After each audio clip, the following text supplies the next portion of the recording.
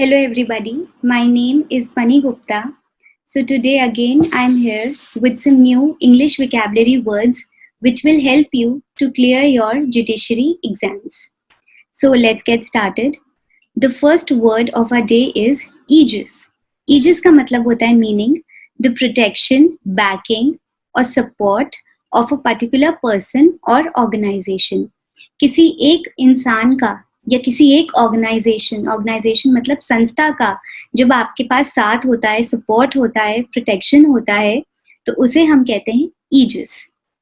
Sentence medical supplies are being sent under the aegis of the red cross. जितनी भी medical supplies हैं या medicinal चीज़ों से रिलेटेड, मेडिसिन से रिलेटेड जितनी भी चीज़ें हैं वो रेड क्रॉस के प्रोटेक्शन में भेजी जा रही हैं, रेड क्रॉस की सपोर्ट में भेजी जा रही हैं. Suo motu. तो basically suo motu is a Latin word जो कि जनरली हम जुडिशरी और लीगल लैंग्वेज में कई बार यूज करते हैं. इसका मीनिंग होता है starts a legal process on its own. जब कोई एक लीगल प्रोसेस आप अपने आप चालू कर देते हो, स्टार्ट कर देते हो, तब उसे हम सुओ मोटो कहते हैं. Sentence the commission took suo motu control over the matter. जो कमीशन है उसने अपने आप ही लीगल एक्शन ले लिया, लीगल प्रोसेस स्टार्ट कर दी उस मैटर पर. रिकैल्सिट्रेंट. रिकैल्सिट्रेंट का मतलब होता है meaning unwilling to do what you are asked or ordered to do even if it is reasonable. कोई एक चीज जो आप करने में असमर्थ हो, जो आप नहीं कर पा रहे हो, आप जानबूझ के नहीं कर रहे हो, जो कि वो बात सही है, आपको ऑर्डर मिला है, आपसे लोग कह रहे हैं कि आप वो काम करें, तो भी आप नहीं करना चाह रहे हो उसे, तो उस इंसान को हम बोलते हैं recalcitrant. Sentence tenants requested their recalcitrant landlord to finish repair to their building. जो टेनेंट्स थे, जो किराएदार थे, उन्होंने रिक्वेस्ट किया अपने लैंडलॉर्ड से कि जितना भी बिल्डिंग में रिपेयर का काम है वो फिनिश करा दें, लेकिन उनका लैंडलॉर्ड उनकी बात नहीं सुन रहा है. वो सही बात कह रहे हैं फिर भी वो काम नहीं करवा रहा है, तो इसीलिए लैंडलॉर्ड के लिए रिकैल्सिट्रेंट वर्ड का यूज हुआ है. वॉसिफेरस. वॉसिफेरस का मतलब होता है मीनिंग लाउड एंड फोर्सफुल. जब आप अपनी बात बहुत ही ज्यादा फोर्स से, लाउड एंड क्लियरली जब रखते हो, उसे बोलते हैं vociferous. Sentence the bill had to be withdrawn in response to vociferous and widespread objection. जो बिल असेंबली में प्रेजेंट किया गया था उसे वापस लेना पड़ा, विड्रॉ करना पड़ा, क्योंकि बहुत ज्यादा क्लियरली और फोर्सफुली बहुत लोगों ने उस बिल का डिसएग्रीमेंट किया. The bill wasn't agreed in the assembly. Naive. Naive का मतलब होता है meaning to ready to believe someone और समथिंग. नेव उस इंसान को कहा जाता है जो कि इजीली किसी भी बात पर या किसी भी इंसान पर इजीली बिलीव कर लेते हैं. Sentence she is so naive that she believes everything he tells her. वो इतनी इनोसेंट है, वो इतनी नेव है दैट वो उसकी हर बात पर इजीली विश्वास कर लेती है, इजीली ट्रस्ट कर लेती है. Regressive. So regressive has two meanings. पहला मतलब है इसका यूज्ड टू डिस्क्राइब आइडियाज और systems that are old fashioned and do not encourage change और डेवलपमेंट.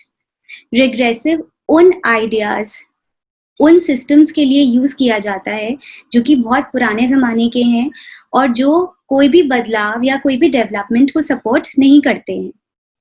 और दूसरी तरफ इसका एक मतलब ये भी है taking a proportionally greater amount of tax from those on lower incomes. जो लोग जिनकी इनकम कम है, जनरली जो पुअर लोग हैं या लोअर इनकम ग्रुप के जो लोग हैं, उनसे ज्यादा टैक्स लेना, उस पॉलिसी को, उस टैक्स को भी हम रिग्रेसिव कहते हैं. तो जनरली ये जो टैक्स होता है ये रिच पीपल जो होते हैं उन्हें तो बेनिफिट करता है, लेकिन जो लोअर इनकम वाले लोग होते हैं, जो जनरली पुअर लोग होते हैं, उनके लिए ये बहुत ही ज्यादा पेनफुल होता है और बहुत ही ज्यादा बुरा होता है. Sentence the movement will defeat the autocratic rule and regressive regime. ये जो मूवमेंट है ये ऑटोक्रेटिक रूल मतलब कि जब एक इंसान एब्सोल्यूट पावर में होता है वो रूल को खत्म करेगा और जितने भी ओल्ड फैशन सिस्टम है जो गवर्नमेंट है वैसी उन सबको भी ये मूवमेंट हरा देगा। वीहमेंटली का मतलब होता है meaning in a strong and emotional way.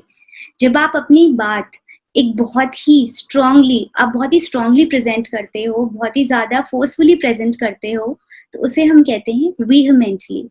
So it's a very strong emotion basically.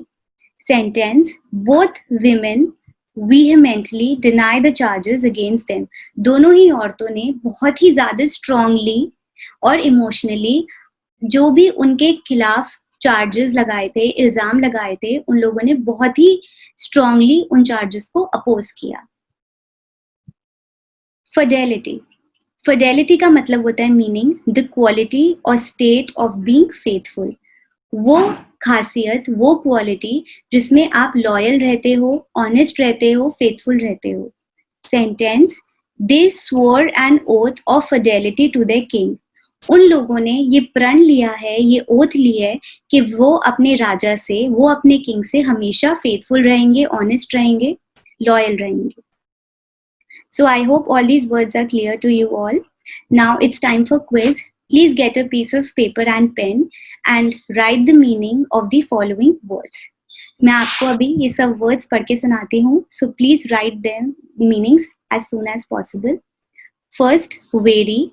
Second, plumage. Third, locus standi. Fourth, partisan. जल्दी से इन सब के मीनिंग्स लिख दीजिए। Now time for their meanings. Please check करिए आपके कितने आंसर सही हैं। Vary, feeling or showing caution about possible dangers or problems। आने वाली प्रॉब्लम के लिए या खतरों के लिए जब आप केयरफुल हो जाते हो, चौकन्ने हो जाते हो, तो उसे बोलते हैं very. Plumage, a bird's feathers collectively. जो बर्ड के पंख होते हैं, फेदर्स होते हैं, उन्हें हम कहते हैं plumage.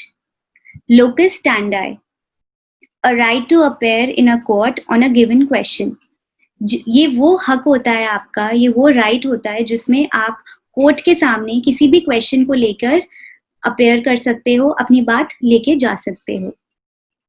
Partition, a strong supporter of a party, cause और पर्सन। किसी एक पार्टी का, कॉज का या इंसान का बहुत ही लॉयल सपोर्टर होना, स्ट्रॉन्ग सपोर्टर होना, उसे कहते हैं पार्टिसन।